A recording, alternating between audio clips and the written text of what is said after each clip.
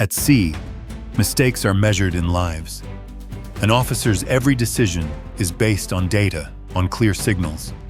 But in life, betrayal arrives like a fog, concealing the most dangerous icebergs.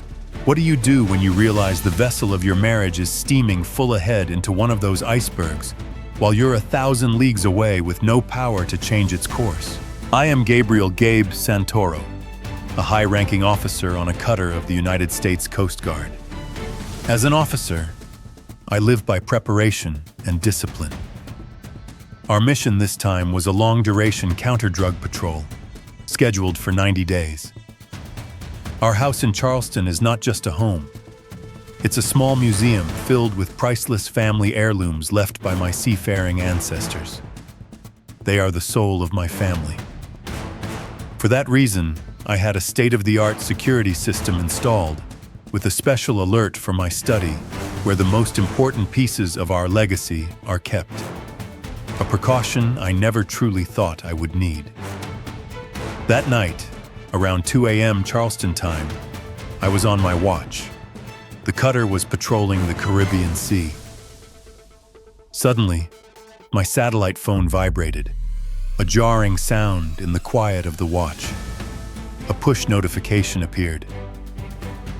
High priority security alert. Motion detected in restricted zone, study.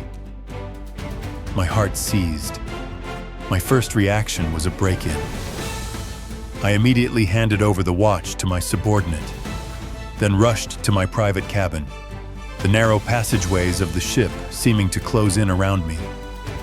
I opened my laptop, trying to connect to the camera system through the slow, agonizing satellite link.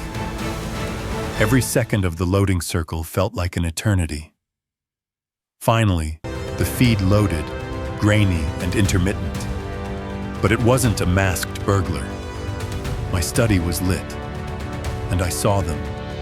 My wife, Isabella, and her young assistant, Leo. They didn't look like they were robbing the place. They were holding glasses of wine, laughing, moving through my sanctuary as if it were their hotel suite. And then, through the camera's microphone, I heard their conversation, each word a dagger through the satellite static. "The collector in Atlanta confirmed," Leo whispered, his voice giddy with excitement. $100,000, as soon as we have it in hand."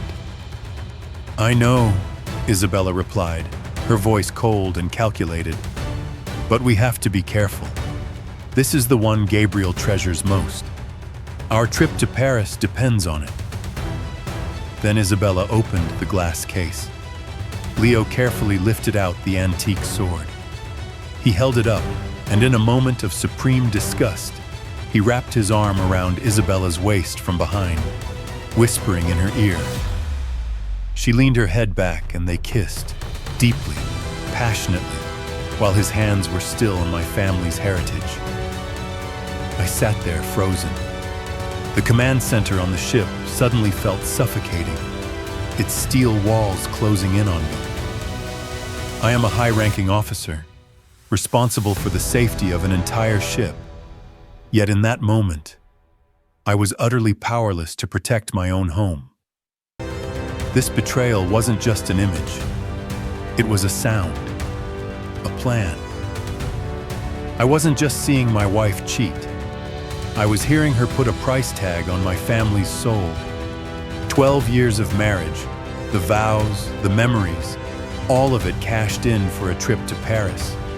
The pain was quickly replaced by something else, something far colder.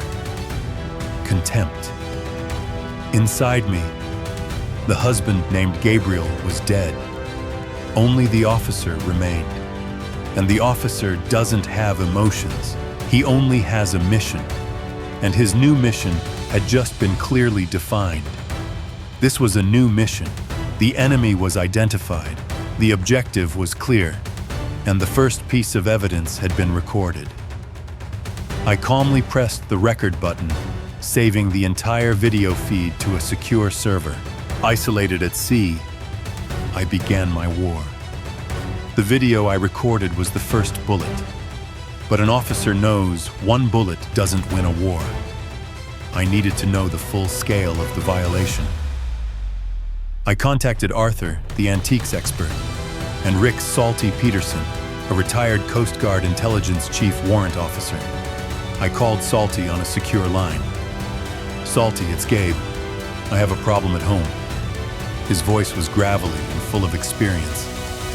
"Gabe, you don't call an old sea dog like me unless the ship is actually sinking. What's the situation?" I told him briefly.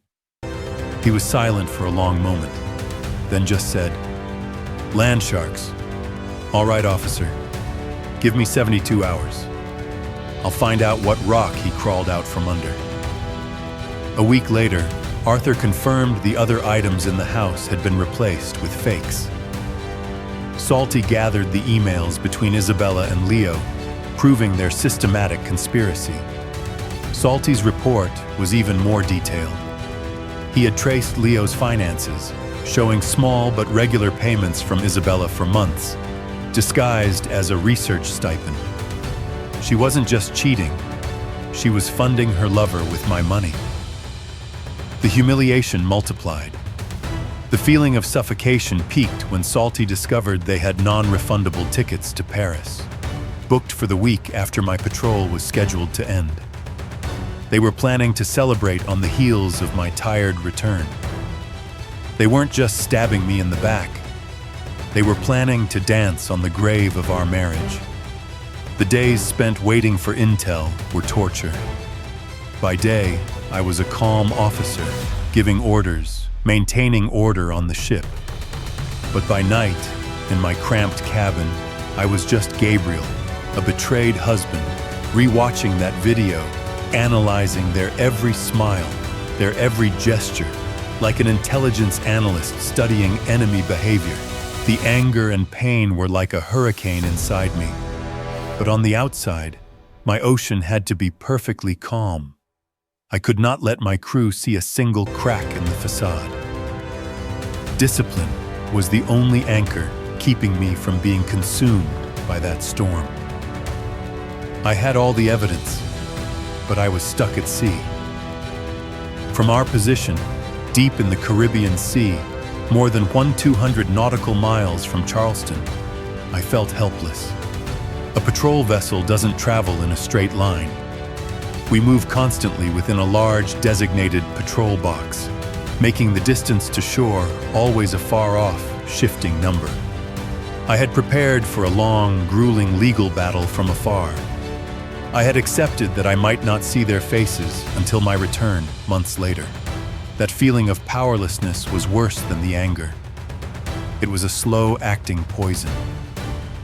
My world had shrunk to three things: commanding the ship, analyzing the evidence of betrayal, and staring at the navigational charts, calculating the infinite distance between me and justice. Each nautical mile the ship traveled forward seemed to push me further away from controlling my own life. It was psychological torture, a real war being fought not at sea, but in the 6 inches between my ears. But fate delivered an opportunity I never expected. 2 weeks after the discovery, a critical incident occurred on our cutter. Our primary radar system suffered a technical failure that couldn't be fixed at sea. As a senior officer, the captain had to make the decision for the safety of the ship and crew. "Signal the entire crew," the captain ordered, and I relayed the command. "We are altering our course. Destination: Joint Base Charleston for emergency repairs. ETA: 48 hours. I didn't notify anyone at home. My return would be a secret. My silent hurricane was heading for shore. Act 3. The direct confrontation. The cutter docked at midnight, quiet and fast. After completing my necessary duties, I stepped onto the gangway. I didn't call for a military vehicle. I took a taxi. I used my own key to open the door. The house was dark and silent. A strange perfume lingered in the air. I walked through the living room, my hand brushing against the fake grandfather clock. Its smooth, soulless finish was alien compared to the aged wood I knew. The betrayal was present in every square meter. I went up the stairs without a sound. The master bedroom door was ajar, a sliver of light escaping. I heard giggling, the clink of glasses, and a man's voice. My heart was pounding, but my steps were steady. The discipline of a soldier kept me from falling apart. I stood before the door, took a deep breath, and suppressed the primal rage that screamed for release. This was an operation, not an argument. I pushed the door open. The scene before me was a tableau from hell. Isabella and Leo were on my bed. They were drinking my 18-year-old single malt whiskey, laughing. Draped carelessly over a chair was my officer's dress coat. My great-grandfather's sword was out of its scabbard, lying glinting on the dresser. They froze. The silence that followed was heavy, suffocating, and deadly. The smiles on their faces died, replaced by sheer horror. Isabella scrambled up, pulling a sheet to cover herself, her face a bloodless mask. I didn't scream. I stood there, framed in the doorway. My voice, when it came, was not loud, but it was cold as steel cutting through the silence. Get out of my bed. Leo flinched, scrambling off the bed. Isabella started to sob. Gabe, please, let me explain.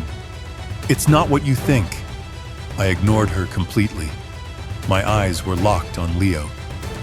I said, you have 10 seconds to get dressed and get out of my sight before I am no longer responsible for my actions. My words were not a threat. They were a statement of imminent fact. The lover hastily pulled on his clothes and fled the room like a rat. With just the two of us left, Isabella continued to plead. I was so lonely, Gabe. Lonely? I cut her off, my voice laced with sarcasm. I walked into the room, picked up the sword, and slid it into its scabbard. Let's talk about lonely. Did you tell him that our trip to Paris depends on it? Is that how you deal with loneliness, Isabella? Her entire body went rigid. She realized. I didn't just suspect. I knew. Tell me, Isabella, I continued, my voice low but full of pressure. What is the price of fidelity? What is the price of this family's history? $100,000? A trip to Paris? Tell me, what was the price of your soul? I turned to face her, my eyes now holding nothing but judgment. You didn't just bring another man into my bed. You tried to erase my past. You sold this family's honor for petty cash. Please, Gabe. No, I said, the word final. It's over. My lawyer has everything. The video from the security camera, your emails, everything. You will be served papers in the morning. Don't bother trying to access your accounts. They were frozen last week. I turned and walked out of my own bedroom. At the door, I paused. You have until 0600 tomorrow morning to remove your personal belongings and vacate my house. Anything left behind after that time will be considered trash. Consider this my final order to you. Are my orders clear? I closed the door, leaving her alone in her self-made ruin. The collapse of Isabella's world was not loud, but it was total. Facing irrefutable evidence and frozen bank accounts, she had no ground to stand on. The scandal didn't make the front pages, but it spread like wildfire through the circles she valued most. Her art gallery lost its credibility. The university where she was a guest lecturer terminated her contract. My lawyer in Charleston handled the rest. In one call, Miller told me, The chain reaction is incredible, Gabe. Arthur says no collector or gallery in Charleston will touch Isabella's name now. She's a pariah in the very world she worked so hard to build. Her business partners are suing her to get their investments back. With the evidence of her funding her lover with joint assets, the court not only denied all of her claims, but it's forcing her to pay back a portion of the funds she embezzled. She's not just leaving with nothing, she's leaving with a legal debt. She scuttled her own ship. The divorce was quick. With the evidence so overwhelming, she had no right to demand anything. Weeks later, after our cutter completed its mission and returned to port for good, standing on the bridge looking at the shoreline, I didn't feel the joy of a homecoming, nor the pain from before. There was only an emptiness. The quiet after a great storm has passed through your life. I had confronted the enemy in my own home and I had won. But that victory came at a cost. The cost of lost innocence and shattered trust. I returned not as a hero, but as a survivor. When I stepped onto the pier, my mother and my loyal friend Arthur were there. There were no dramatic hugs, just a knowing nod and a supportive hand on my shoulder. I never went back to that house. Months later, I started a new life in a smaller apartment overlooking the harbor. Surrounding me were the family heirlooms that had been recovered, the grandfather clock, the antique maps, and on a place of honor on the wall, my great-grandfather's sword. That betrayal taught me a profound lesson about legacy. A legacy isn't just in wooden and metal objects. It's in the stories, the values of honor, loyalty, and perseverance passed down through generations. It's intangible, and for that reason, it is the most vulnerable thing of all. A captain's duty is to guide his ship through the storm. I failed to see the storm in my own home, and I lost a crew member I once trusted. But I saved the vessel. I saved the logbook that recorded my family's journey. Some battles aren't about conquering territory. They're about ensuring your past is not erased. And now, I understand that a legacy isn't just something to be preserved. It is a lighthouse to guide the future. I will tell my children's children these stories, not of betrayal, but of the strength to overcome it, of the importance of honor. My family's legacy will not end with a sad story. It will continue, stronger and more carefully guarded than before. That is a command, a duty I will carry for the rest of my life, silent and steadfast, like the lighthouses that have always stood guard for ships at sea.